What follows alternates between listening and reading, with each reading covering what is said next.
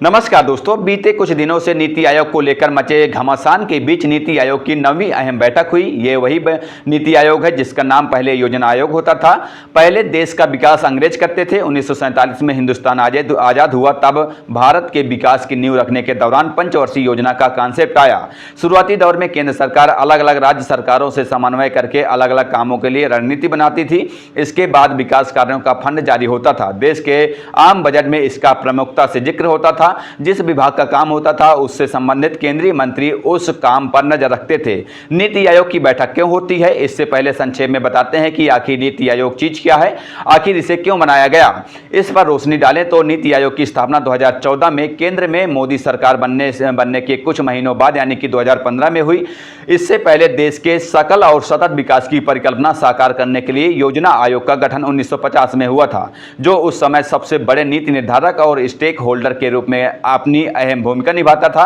नीति आयोग राज्यों के तालमेल से देश की सामूहिक विकास का ढांचा तैयार करता है। अभी इसे बने 10 साल भी नहीं हुए कि बंगाल की सीएम यानी कि ममता बनर्जी ने इसे भंग करके पुराना वाला योजना आयोग अस्तित्व में लाने की मांग कर दी। शनिवार को पीएम मोदी की अध्यक्षता में हो रही नीति आयोग की बैठक में कई राज्यों और केंद्र शासित प्रदेशों के प्रतिनिधि और आयोग के पदाधिकारी मंथन कर रहे थे।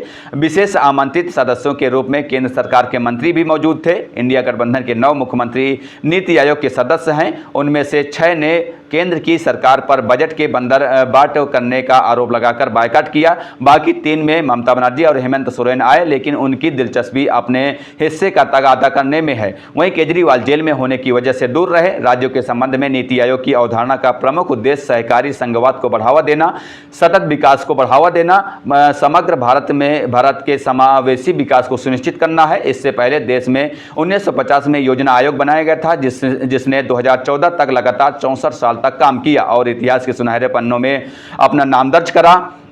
योजना आयोग का देश के विकास में अहम योगदान रहा। बीते 10 सालों में अब इन्हीं संकल्पों के साथ नीति आयोग अपना काम कर रहा है। योजना आयोग का मुख्य काम पंचवर्षीय योजना तैयार करके विकास का एजेंडा तैयार करने का है। जमाना बदला तो चीजें भी बदली। जनरेशन अल्फा यानी कि 2013 से 2024 तक पैदा हुई पीढ़ी ने तो पंचवर्षीय योजना का शायद नाम भी न सुना हो, और उससे पहले की जेड जेन 1997 से 2012 वालों के जहन में भी इसकी धुंधली यादें ही बची होंगी।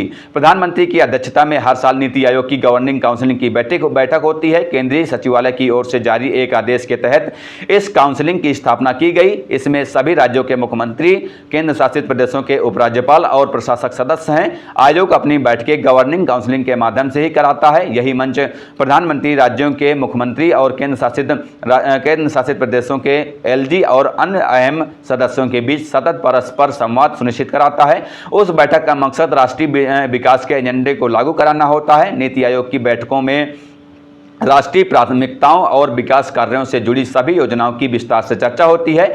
इस आयोग के कामकाज से जुड़ी बैठकें तिमाही में कम से कम एक बार आयोजित होती रहती हैं। नीति आयोग की गवर्निंग काउंसिल की पिछली यानी कि गवर्निंग काउंसिल की 8वीं मीटिंग 27 मई 2023 को हुई। उसकी थीम विकसित भारत 2047 टीम इंडिया की भूमिका थी। तब MSME यानी कि माइक्रो स्मॉल मीडियम एंटरप्रेन्योर, महिला सशक्तिकरण और देश के बुनियादी ढांचे और हेल्थ सेक्टर समेत कई अहम मुद्दों पर मंथन हुआ, जिसका लक्ष्य 2047 तक भारत के विकास के लिए एक रोड मैप बनाना था। नीति आयोग गवर्निंग काउंसिल के अलावा राज्य सहायता मिशन भी चलाता है, जिसका मकसद राज्यों के साथ स्ट्रक्चरल एसोसिएशन को बढ़ावा देना है।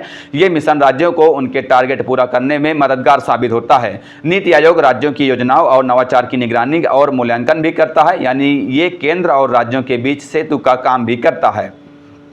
यह मंच अंतर क्षेत्रीय मुद्दों के समाधान निकालने की दिशा में काम करता है। आयोग राज्यों की योजनाओं को प्रभावी ढंग से लागू करने के लिए आधुनिक तकनीकी अपग्रेडेशन भी मुहैया कराता है। ये संस्थान विभिन्न क्षेत्रों में राज्यों के बीच स्वस्थ प्रतिस्पर्धा को प्रोत्साहित करके उनकी रैंकिंग सुधारने में मदद करता है। देश में लंबे अंतराल के बाद जब 2014 में पूर्ण बहुमत वाली सरकार आई तो कामकाज के पुराने तौर तरीके तेजी से बदले। अंग्रेजों के जमाने के कानून और इंस्पेक्टर राज का खात्मा हुआ तो सिंगल विंडो विंडो सिस्टम से काम होने वाली अवधारणा को बल मिला। सरकार की योजनाओं का डिजिटलाइजेशन होने से नीति आयोग से जुड़े कामों में भी पारदर्शिता आई। मोदी सरकार के डायरेक्ट बेनिफिट ट्रांसफर यानी कि डीबीटी जैसी चीज़ों और अपने अन्य फैसलों को समय की मांग और नई क्रांति बताया। तो आधी सदी से ज़्यादा समय तक सत्ता सुख भोग चुके विपक्षी दलों ने केंद्र की कवायदों को नई बोतल में पुरानी शराब जैसा टैग देकर आलोचना की। नीति आयोग को भंग करने की मांग को और योजना आयोग को बहाल करने की मांग को इसी से जोड़कर देखा जा सकता है। बहरहाल इस खबर पर इतना ही। आगे की जो भी अपडेट होंगी हम आप तक पहुंचाते रहेंगे। फिलहाल चलते हैं, मिलते हैं किसी नई खबर के साथ। तब तक के लिए बहुत बहुत धन्यवाद। जय हिंद, जय भारत।